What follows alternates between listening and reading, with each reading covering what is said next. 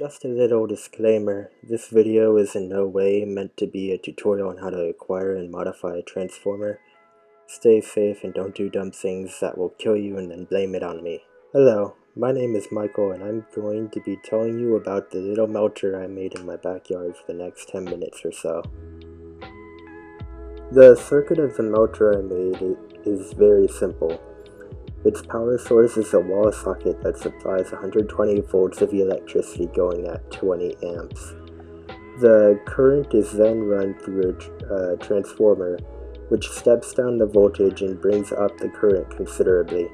This destructively high current electricity then goes through a resistor, which will heat up and melt as some of the electrons are blocked and or slowed down by the resistor, and their kinetic energy is turned into heat and light energy.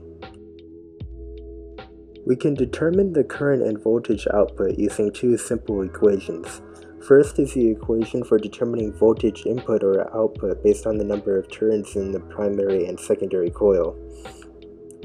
The second equation is power in, which is just the voltage times current equals power out. Using algebra, we come up with the final equation that can be used for determining both voltage and current. If we plug in the values of 120 input volts, 20 input amps, and 100 turns in the primary coil, and 4 turns in the secondary coil, we see that the output voltage is 4.8 volts and the output current is 500 amps. In order to get the most important component for the circuit, the high voltage transformer, I disassembled an old microwave. But I couldn't go straight for the transformer because microwaves also have high voltage capacitors that have a capacity of upwards of 1000 volts.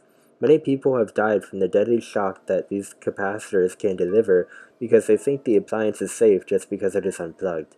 Thus, in order to safely obtain the transformer, I discharged and removed the capacitor with an insulated screwdriver and a pair of electrician gloves. Afterwards, obtaining the transformer was just a matter of unplugging and cutting it away from the other components. I used an angle grinder to cut through the transformer core and gain access to the coils. After cutting through the core, I was able to pry the secondary loose and replace it with an 8-gauge cable that was coiled with 4 turns. I rewired the transformer to the salvaged electrical outlet wire from the microwave by plugging the spade connections of the wire into the terminals of the transformer. I also attached the grounding wire to the core. I attached the electrodes to the ends of the cable by shaving some insulation off of the ends of the cable, then bending the inner wires into a circle that would hold small pieces of copper that were bent into U shapes. Then I used tape to hold them in place in the circles. I tested the output amperage of the apparatus by setting up the multimeter in series with the electrodes and plugging in the wall wire. It was found that the new wire was carrying electricity at 0.076 amps, which is way too low. I tested the output voltage of the apparatus by setting it up with the multimeter in parallel and plugging in the wall wire. It was found that the new wire was carrying electricity at 0.27 volts, which is also way too low. I also attempted to melt steel, more specifically a steel nail, with the apparatus, but the current was not high enough and the apparatus kept on shorting out. The efficiency of the transformer can be found by dividing the output power by the input power. When we do that for the numbers that this apparatus returned, we see that the efficiency was an abysmal 0.000855%. The reason for this terrible efficiency is likely the significant damage inflicted on the transformer core because the core serves as an easy medium for magnetic flux to travel through as it goes from one coil to the other. Thus, removing sections of it like I did would cause a reduction in efficiency. In addition, the primary coil could have been damaged as a result of being handled roughly while reassembling the core. Based on this information, I determined that my design needed revision, so I got another microwave transformer.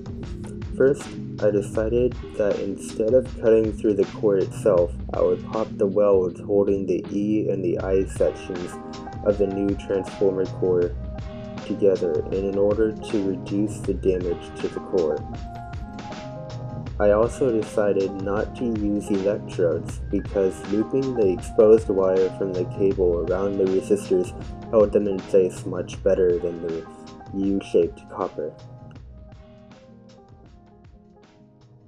I popped through the welds with some light passes from the angle grinder, removed both coils and current control shunts, and only reinstalled the primary coil as both the secondary coil and the shunts were not necessary. Then I wound a 10 gauge wire with 4 turns as the secondary coil. The rewiring process for the new apparatus was also pretty simple, as all I needed to do was place the spade connections on a salvaged wall wire onto the terminals in the transformer. The new apparatus worked well. Got the cover on, so we're all good. Yeah, send it.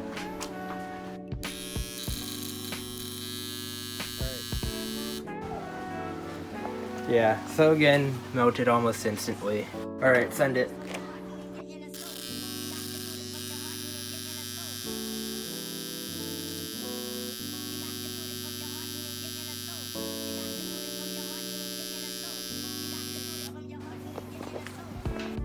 Send it.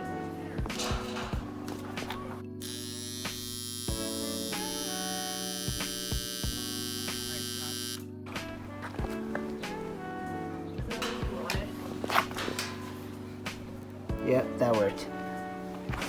Okay, send it. Now this one I need to back up a bit. Alright, send it.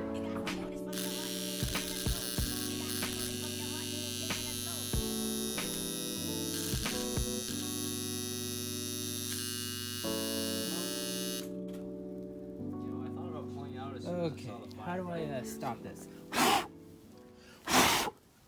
There we go. Thanks for watching.